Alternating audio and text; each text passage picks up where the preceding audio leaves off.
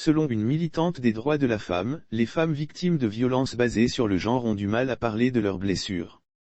Au cours d'une conférence de presse ce mercredi 17 mars 2022, Marie-Claire Moraldo, conférencière et fondatrice de l'organisation non gouvernementale, ONG, Orchidée Rouge, qui lutte contre les mutilations génitales féminines et toutes autres formes de violences basées sur le genre, a indiqué que depuis l'implémentation de sa structure, les femmes victimes de violences ont du mal à parler de ce qu'elles ont vécu. La parole se libère difficilement, on a très peu de femmes qui viennent par elles-mêmes. Donc aujourd'hui, on a vraiment un point de blocage sur cette nécessité de libérer la parole. Je me suis rendu compte que la parole se libère difficilement, c'est-à-dire que dès qu'on a ouvert en France à Bordeaux il y avait la queue car elles venaient. Ici on va les chercher. Elles viennent au compte-gouttes, a-t-elle expliqué, soulignant que souvent elle se sent obligée de dire aux femmes qu'elle a subi ce traumatisme.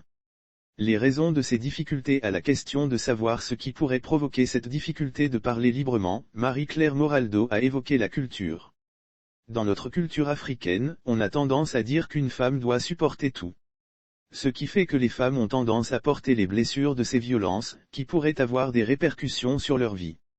Lire aussi commémoration de la journée du 8 mars, le plaidoyer des femmes du patronat ivoirien pour un travail décent, des instances bientôt saisies. C'est dans ce cadre qu'elle initie des séances d'écoute au siège de son ONG pour permettre aux femmes de parler sans être jugées. D'ailleurs, un colloque est organisé le mercredi 23 mars 2022, dans le cadre de la Journée internationale des droits de la femme.